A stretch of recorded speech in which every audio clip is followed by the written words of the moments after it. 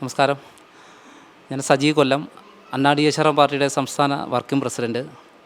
ഇത് പാർട്ടിയുടെ സംസ്ഥാന പ്രസിഡൻറ്റ് ഉഷ കൊട്ടാരക്കര, സംസ്ഥാന വൈസ് പ്രസിഡൻറ്റ് സിന്ധു പത്തനാപുരം, സംസ്ഥാന ജനറൽ സെക്രട്ടറി സിബു കാരങ്കോട്, സംസ്ഥാന സെക്രട്ടറി ബൈജു പത്തനാപുരം. ഇന്നേ ദിവസം ഞങ്ങളിവിടെ പാർട്ടിയുടെ മാവേലിക്കര പാർലമെൻറ്റ് കമ്മിറ്റിയുടെ നേതൃത്വത്തിലുള്ള നമ്മുടെ ബഹുമാന്യായ എം പി കൊടിക്കുന്നിൽ സുരേഷ് സാറിന് ഒരു സ്വീകരണം കൊടുക്കുകയാണ്. ഈ കഴിഞ്ഞ പാർലമെൻറ്റ് തെരഞ്ഞെടുപ്പിൽ നമുക്കറിയാം, രാജ്യത്തെ ഏറ്റവും ക്രൂഷ്യലായിട്ടുള്ള ഒരു തെരഞ്ഞെടുപ്പിനെയാണ് അഭിമുഖീകരിച്ചത്.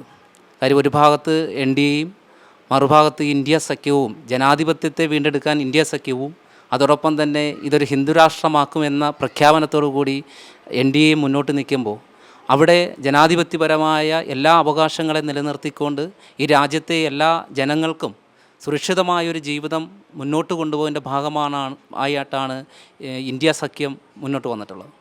അവിടെ 2019 ഇലക്ഷൻ കമ്മീഷൻ്റെ അംഗീകാരത്തോടുകൂടി പ്രവർത്തിക്കുന്ന Anna D H R M party എടുത്ത രാഷ്ട്രീയ നിലപാടെന്ന് പറയുന്നതും ഈ ഇന്ത്യ സഖ്യത്തിന് ഞങ്ങൾ പിന്തുണ അർപ്പിക്കുകയാണുണ്ടായത്. നമ്മുടെ ബഹുമാനായ കേരളത്തിൻ്റെ പ്രതിപക്ഷ നേതാവ് VD സതീശനുമായി നടത്തിയ കൂടിക്കാഴ്ചയുടെ ഫലമായി ഞങ്ങൾക്ക് ആ തെരഞ്ഞെടുപ്പിൽ പിന്തുണ അർപ്പിക്കുകയും കേരളത്തിലെ 20 പാർലമെൻറ്റിലും പാർട്ടിക്ക് പ്രവർത്തനമുള്ള പാർട്ടിയുടെ പ്രവർത്തനം സജീവമായിട്ടുള്ള പാർലമെൻറ്റ് മണ്ഡലങ്ങളെല്ലാം തന്നെ ഞങ്ങൾക്ക് ഇന്ത്യ മുന്നണി സ്ഥാനാർത്ഥികൾക്ക് ഞങ്ങൾ വോട്ട് അഭ്യർത്ഥിച്ചുകൊണ്ട് പ്രചരണ രംഗത്തുണ്ടായിരുന്നു. മാക്സിമം ഞങ്ങളതിൻ്റെ പ്രചരണത്തിലേക്ക് ഇറങ്ങിച്ചെല്ലുകയും ചെയ്തു.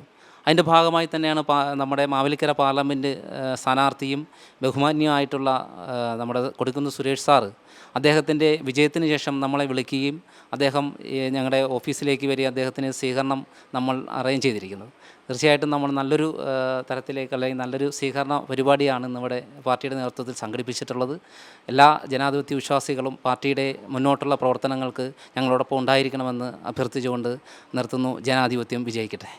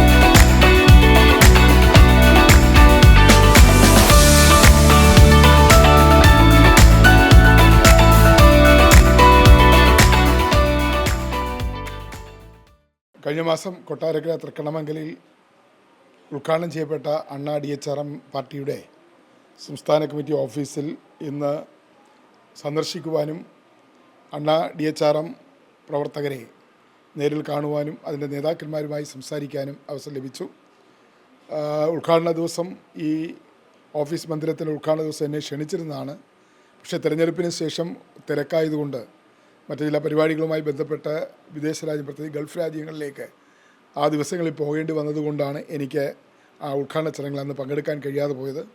പക്ഷേ ഇന്ന് ഈ ഓഫീസ് സന്ദർശിക്കുവാനും അണ്ണാ DHRM പാർട്ടി പ്രവർത്തകരെയും നേതാക്കന്മാരെയും കാണുവാനും അവസരം ലഭിക്കുകയുണ്ടായി.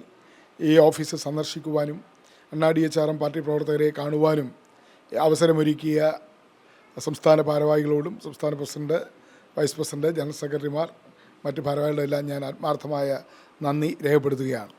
കേരളത്തിലെമ്പാടും അണ്ണാ DHRM പാർട്ടി വളരെ ശക്തമായ പ്രവർത്തനം നടത്തിക്കൊണ്ടിരിക്കുന്നു എന്ന് അവരുമായുള്ള സംഭാഷണത്തിൽ മനസ്സിലാക്കാൻ കഴിഞ്ഞു.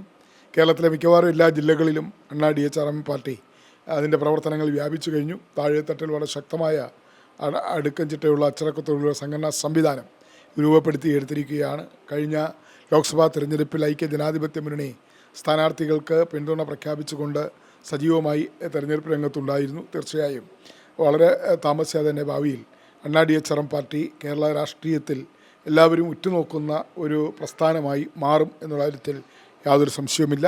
കേരളത്തിലെ പല മണ്ഡലങ്ങളിലും അണ്ണാ DHRM പാർട്ടി നിർണായക സ്വാധീനം ചെലുത്തുന്ന, വിജയപരാജയങ്ങൾ നിശ്ചയിക്കുന്ന ഒരു പാർട്ടിയായി വളരെ താമസിയാതെ തന്നെ മാറും എന്ന് ഞാൻ വിശ്വസിക്കുന്നു. എല്ലാവിധമായ ആശംസകളും ഞാൻ നേരുന്നു, എല്ലാവിധമായ പിന്തുണയും അറിയിക്കുന്നു.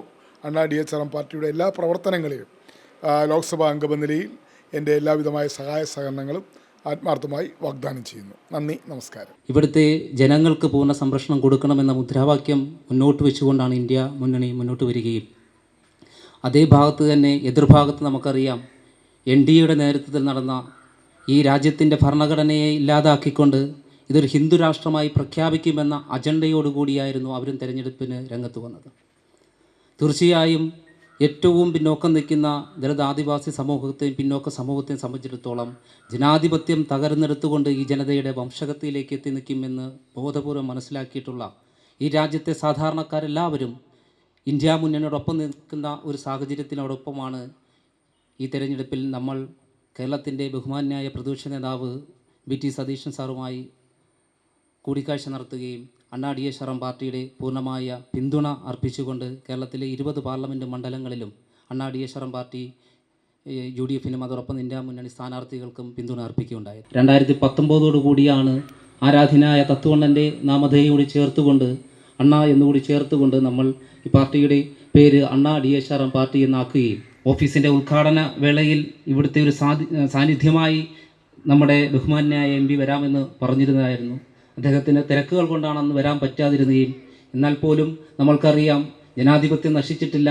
ജനാധിപത്യത്തിൻ്റെ ശക്തമായ തിരിച്ചുവരവ് ഈ ഫസ്റ്റ് പാർലമെൻറ്റിൽ തന്നെ നമുക്ക് കാണാൻ പറ്റിയതാണ്. പ്രതിപക്ഷത്തിനപ്പുറം ഒരു ഭരണപക്ഷം എന്ന രീതിയിലായിരുന്നു നമ്മുടെ പ്രതിപക്ഷത്തിരിക്കുന്ന ഇന്ത്യ മുന്നണിയുടെ എല്ലാ MPമാരും നിലവിലുള്ള NDAക്കെതിരെയുള്ള പ്രക്ഷോഭ പരിപാടികൾ മുന്നോട്ട് പോയിട്ടുള്ളത്.